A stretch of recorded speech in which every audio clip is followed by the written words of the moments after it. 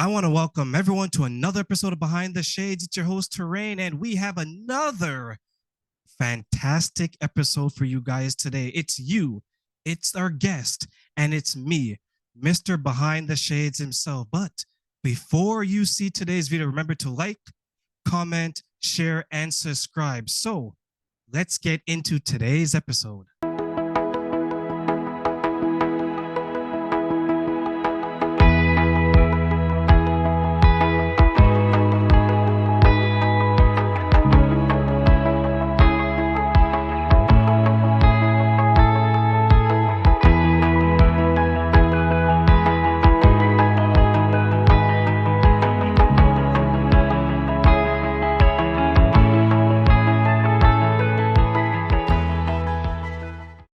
I want to welcome everyone to another episode of Behind the Shades. I have the talented, the multitasker, right? I can add that to your title here.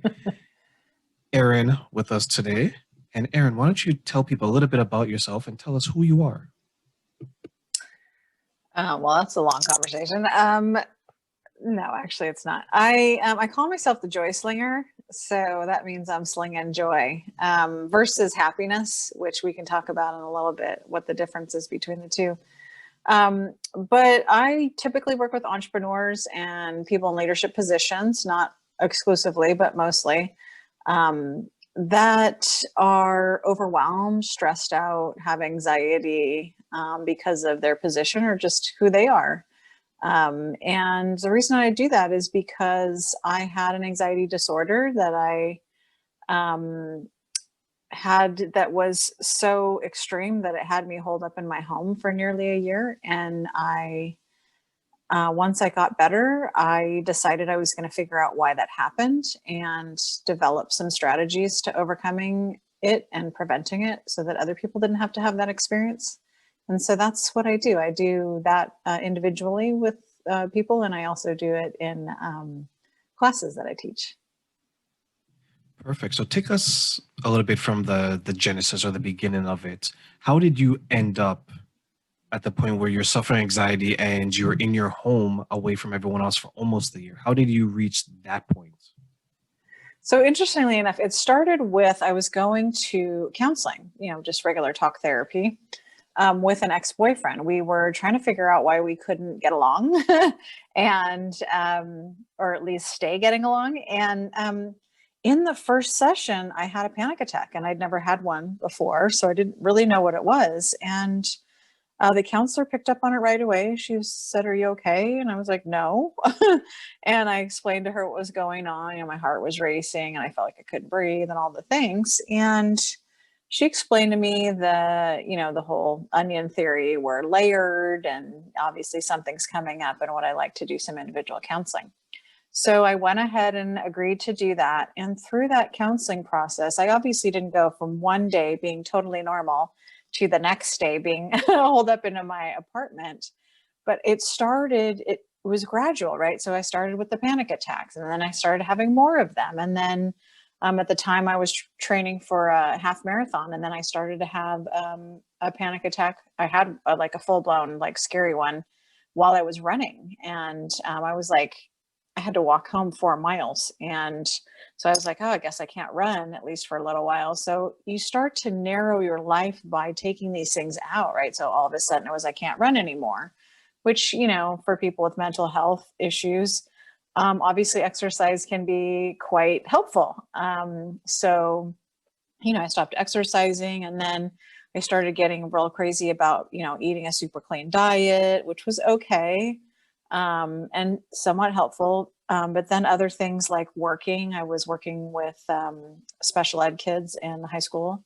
I was teaching and I started to have them in the classroom and it's freaked me out and I didn't want them to get upset. And so then I stopped working. And so as you can see, like it just started to get narrower and narrower and narrower. And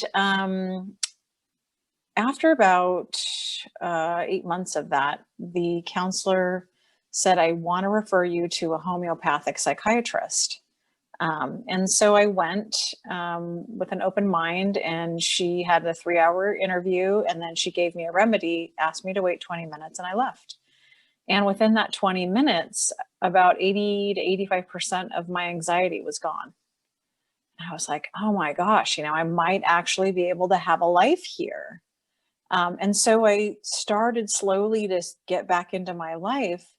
Um, but the issue was that you can fix the chemistry that's going on in your body, but when your mental, uh, you know, capacity is not changed, then you're prone to recreating that over and over again, that experience. And so it took another decade to start sort of unpacking all of those things and realizing that, I wasn't living a real quality of life. I was basically starting all over again, being in anxiety, having a lot of stress, being very overwhelmed. And I had started a business. It took off. It was crazy busy. I had, 20 plus employees and hundreds of clients. And so it was a lot.